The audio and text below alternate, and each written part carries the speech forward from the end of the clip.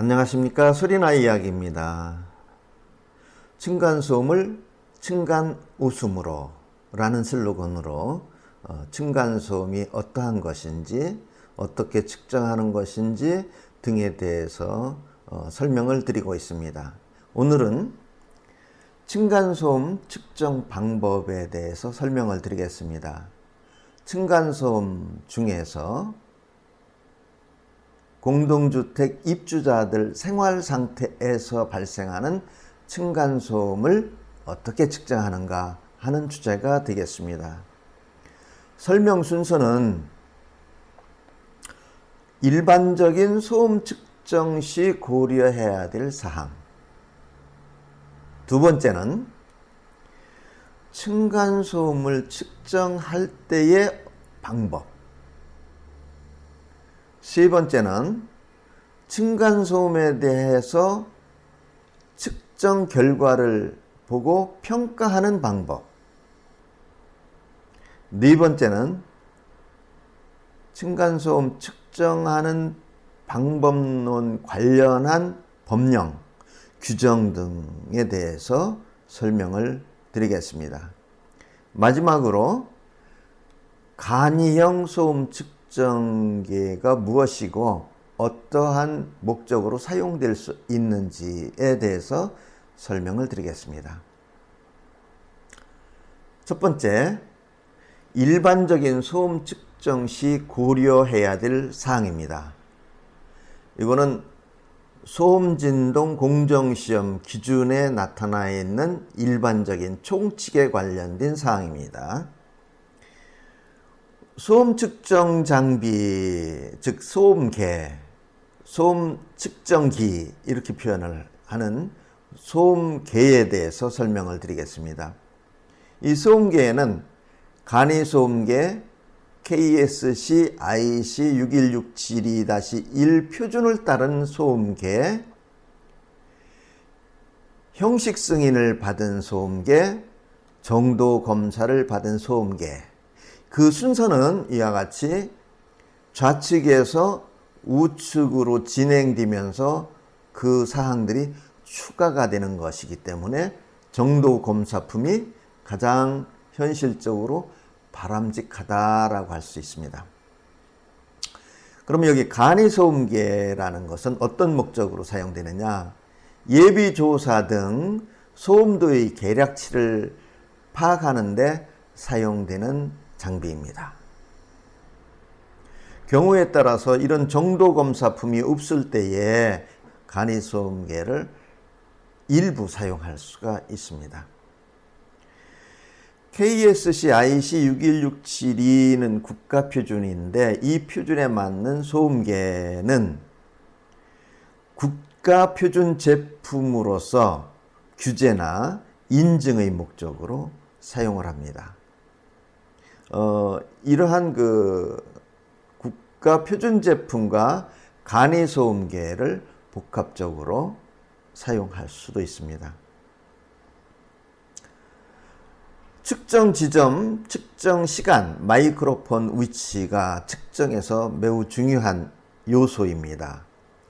측정 지점이라는 것은 소음 유형에 따라서 측정해야 될 측정 개수, 위치 등이 상이한데 이러한 것들이 표시가 되어 있는, 설명이 되어 있는 것이 측정 지점입니다. 측정 시간이라는 것은 요일, 날짜, 수, 측정 시각, 측정 횟수, 측정 시작 시간과 끝나는 시간의 간격, 이런 것들이 측정 시간 항목으로 설명이 되고 있습니다. 소음 측정 기기의 마이크로폰 위치가 측정 항목에 따라서 마이크로폰 위치가 정해져 있습니다.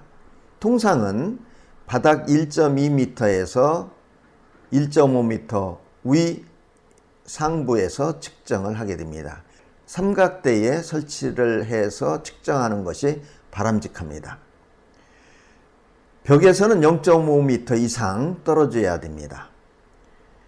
장애물이 있을 경우에 소음을 발생시키는 소음원과 소음계 사이에 장애물이 있을 때는 장애물을 피해야 됩니다.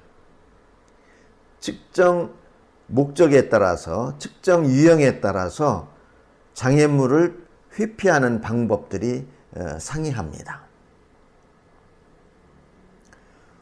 소음원과 배경소음. 소음은 큰 소음이 낮은 소음을 덮기 때문에 마스킹 효과라고 하는데요. 내가 측정하고자 하는 소음보다 주의 배경소음이 더 크게 되면 소음 측정을 할 수가 없습니다. 소음원은 자연적 소음원과 인위적 소음원 또는 이 두 가지가 합해져 있는 복합 소음원으로 구분을 할 수가 있습니다. 자연 소음은 사람이 그 소음원을 컨트롤할 수가 없습니다. 제어할 수가 없습니다. 소음을 더 크게 한다든지 더 작게 한다든지 이와 같이 제어할 수가 없습니다. 따라서 장시간 측정해서 원하는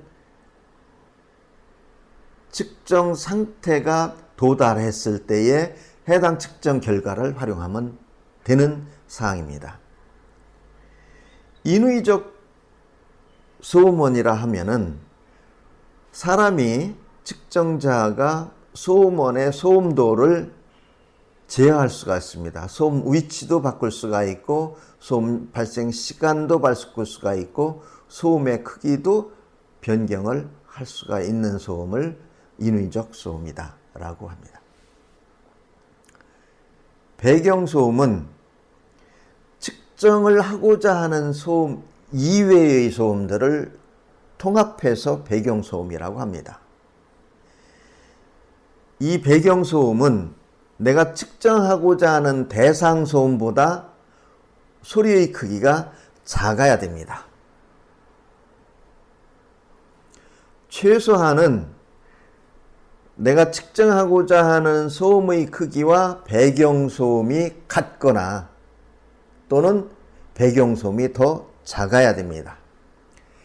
가장 좋은 형태는 배경소음은 측정하고자 하는 대상 소음보다 10dB 정도 낮은 소음이 좋습니다.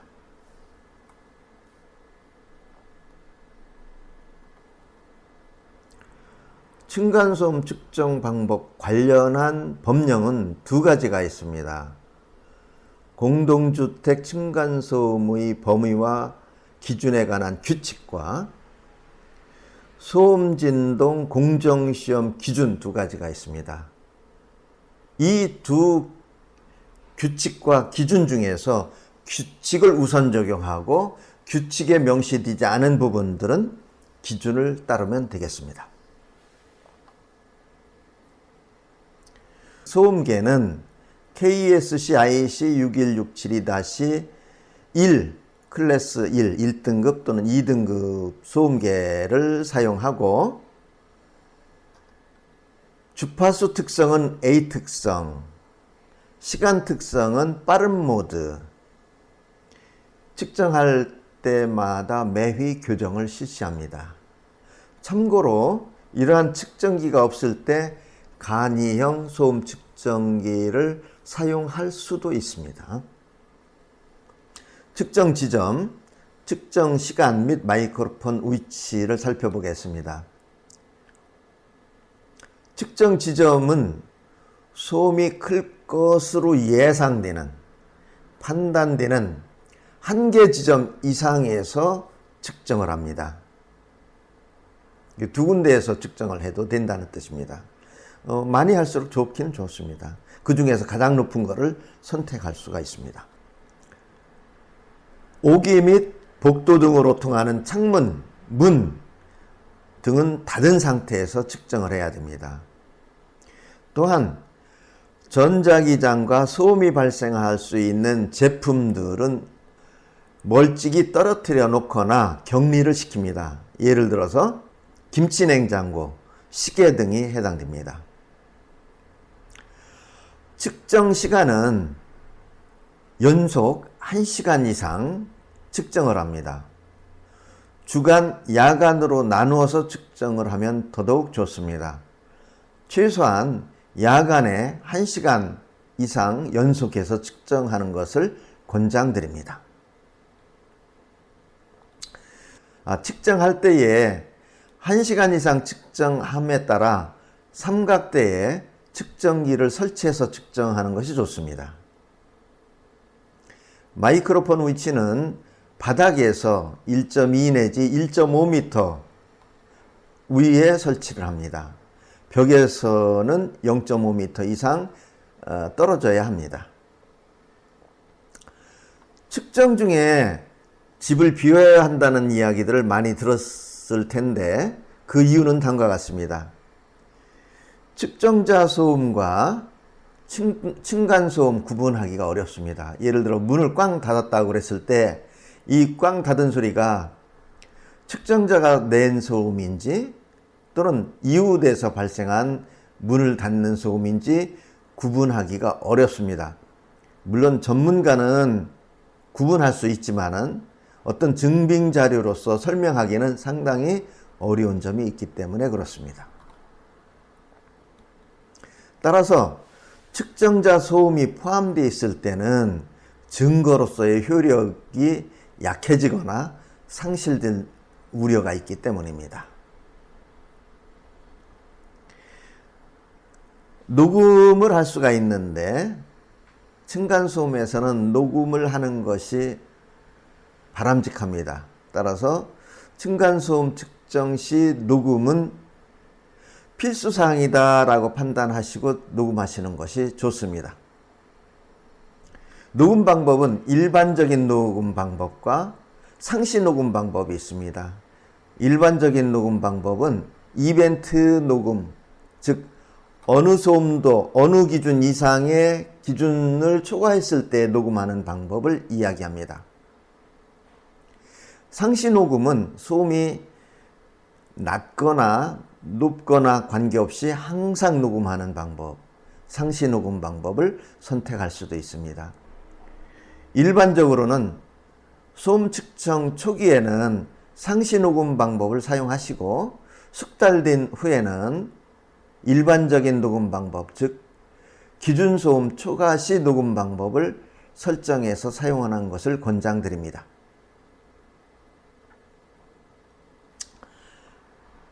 세 번째, 층간소음 평가 방법에 대해서 설명을 드리겠습니다. 이거는 공동주택 층간소음의 범위와 기준에 관한 규칙 내용입니다. 그 규칙에 따르면은 층간소음 범위가 두 가지가 있는데 직접 충격 소음과 두 번째는 공기 전달 소음이 있습니다. 직접 충격 소음에는 최고 소음도 평가와 등가 소음도 평가가 있습니다. 공기 전달 소음은 등가 소음도 평가만 합니다. 최고 소음도 평가는 1시간에 3 이상 초과할 경우 그 기준을 초과한 것으로 본다라고 명시되어 있습니다. 따라서 1시간 동안에 기준을 초과한 직접 충격 소음이 3번 이상 발생했을 때에 그 중에서 가장 높은 소음도가 직접 충격 소음도가 되겠습니다. 등가 소음도는 측정한 시간이 1시간이 되든 24시간이 되든 전체 측정 시간 중에서 가장 높은 등가 소음도를 해당 측정의 등가 소음도로 합니다. 1분 등가 소음도, 5분 등가 소음도 두 가지가 있는데 두 가지 다 같이 적용을 합니다.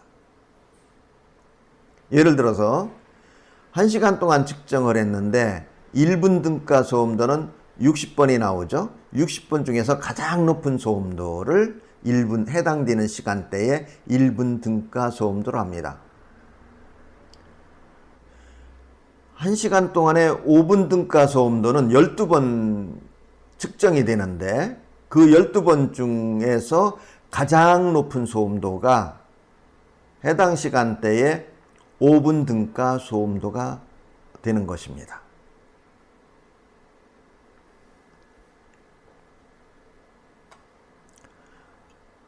최고 소음도의 기준 보정은 5dB를 추가를 하는 것은 그 소음도 기준에 대해서 설명을 드린 바가 있습니다. 어떠한 경우냐면은 2005년도 6월 이전에 사업 승인을 받은 공동주택,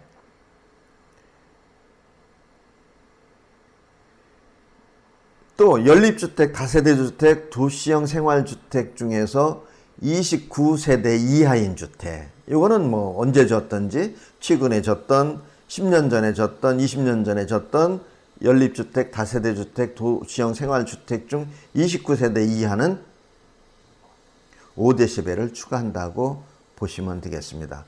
세부 사항은 예외 사항이 간혹 발생할 수가 있는데 이거는 그 상황에 따라서 해석을 해야 하는 경우가 있습니다. 관련 규정입니다. 관련 법령이 되겠죠. 두 가지 사항이 있습니다. 공동주택 층간소음의 범위와 기준에 관한 규칙, 별표가 있고 소음진동 공정시험 기준이 있습니다.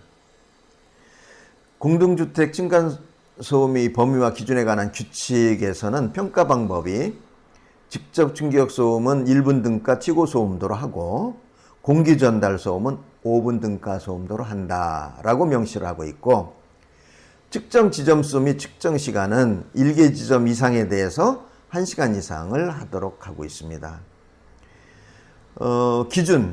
기준에서는 총칙에서 간이소음계는 예비조사할 때 사용을 하고 규제나 인증 목적으로 할 때는 KSC IEC 61672-1 제품을 사용해라 라고 명시되어 있습니다. 측정 가능 주파수 범위 및 특성은 31.5Hz에서 8kHz까지, 주파수 특성은 A 특성을 하도록 되어 있고, 공정시험 기준에서 동일 건물 내 사업장 소음 측정 방법을 따르도록 되어 있는데, 여기에서는 청감 보정 및 독특성을 A 특성과 빠름으로 하고, 피해 예상되는 실내 소음도 높을 것으로 예상되는 지점을 선정을 해야 되고, 만약에 높이 1.5m를 초과하는 장애물이 있는 경우에는 장애물로부터 1m 이상 떨어진 지점에서 측정을 해야 됩니다. 마이크로폰은 주소음원 방향으로 설치를 해야 되고, 대상 소음원은 일시적 사용 상태에서 정상 가동 상태로 변환을 시켜줘야 됩니다. 관련 규정 두 번째 슬라이드입니다. 측정한 결과에 대해서 유효성, 실효성을 검토해 보겠습니다. 환경 분야 시험 검사 등에 관한 법률에 따르면은 시험 검사한 결과, 즉 측정한 결과가 소송, 행정처분을 위한 근거 또는 국가나 지방자치단체 공공기관이 시행하는 사업 관련 보고서에 활용되는 경우, 굉장히 중요한 보고서에 사용할 때에는 정도관리 적합 판정을 받은 자가 생산한 것이어야 된다. 측정, 분석, 결과 보고서가 만들어진 것이어야 한다라는 뜻입니다. 그게 뭐냐? 환경 분야 시험 검사 등에 관한 법률 시행령 13조 2에 따르면은 측정 대행업자, 즉 소음 진동 측정 대행업자가 측정한 공동주택 층간소음 측정 결과가 소송이나 행정처분에 사용될 수 있다라는 뜻입니다. 그 위에도 환경측정기기 검사기관에서 측정한 결과도 같은 효력을 갖습니다. 따라서 간이소음계로 측정한 측정 결과는 참고 자료로 사용될 수가 있습니다. 가능하다면은 소음 측정 대행업체의 측정 결과와 간이소음 측정 결과를 결합해서 활용하는 것이 유용하다라고 설명드릴 수 있습니다. 간이형 소음기 활용 방법에 대해서 설명드리겠습니다. 활용 목적은 객관성, 재현 기능, 표준, 소음 측정 대행업자를 통한 소음 측정은 상당히 비용이 많이 들기 때문에 많은 시간을 측정할 수가 없습니다. 대표적인 경우에 측정은 할 수 있겠지만은 장시간 여러 번 측정할 수는 없기 때문에 간이형 소음 측정기의 측정 결과와 소음 측정 대행업자에 의해서 측정된 측정 결과를 결합해서 소송, 행정처분 또는 연구자료로 활용할 수가 있습니다. 그래서 활용 목적은 객관성, 재현 기능, 표준, 특허 등의 기술성, 신뢰성을 확보할 수 있는 간이형 소음계를 활용을 하면 좋겠다. 예비조사 및 공인측정 공백기간 역할 수행을 할 수가 있다. 예비조사에 활용할 수도 있고 공인측정을 하지 못할 때에는 이 간이형 소음 측정기로 활용할 수가 있다. 간이형 소음계의 주요 필요 기능들은 KSC IEC 61672-21에서 명시된 정확성 확보를 하고 있는 것이 좋겠다. 특히나 31.5Hz에서 8kHz까지 A 특성을 가지고 있는 장비여야 하겠다라는 것이 제 생각입니다. 또 소음 측정한 결과가 수치 데이터 또는 녹음 데이터가 같이 저장이 돼서 활용이 되어야 되겠다. 특히나 최고 소음도, 등가 소음도, 배경 소음도가 기록되고 저장되어야 되겠다. 녹음 및 재현 기능, 절대 위치, 절대 시각 등이 표시가 되는 것이 객관성 유지에 좋겠다라는 것이 제 의견입니다. 따라서 간이형 소음계의 활용 방법은 관련 법령에 따라 동일하게 활용할 수가 있는데 공동주택 층간소음의 법무와 기준에 관한 규칙 적용 하에서 활용할 수가 있습니다. 소음진동 공정시험 기준에 맞춰서 측정 및 판독을 할 수가 있습니다. 녹음 활용, 원격 모니터링, 측정 결과 공유 등 이러한 다양한 기능들을 활용하여서 증거로 사용할 수도 있다. 공동주택 층간소음의 기준에 대해서 설명드리겠습니다. 이 기준은 이미 다른 동영상에서 설명드린 바가 있습니다. 직접 충격 소음과 공기 전달 소음으로 구분이 되고 주간과 야간으로 구분이 됩니다. 직접 충격 소음은 1분 등가 소음도와 최고 소음도로 구분이 됩니다. 공기 전달 소음은 5분 등가 소음도로 구분을 하고 있습니다. 소음 유형과 측정 시각 위에 해당되는 공동주택의 사업 승인 시점이 언제냐에 따라서 소음도가 5dB 추가될 수가 있습니다. 이는 어떤 경우냐면 2005년도 7월 이후 건설된 30세대 이상의 공동주택 단지에 대해서는 이 도표가 사용되지만은 그 위의 경우, 즉 2005년도 6월 이전에 지어진 공동주택이거나 연립주택 30세대 미만, 즉 29세대 이하인 아파트, 연립주택, 다세대 주택은 이 기준에, 여기 명시되어 있는 기준에 5dB를 추가해야 합니다.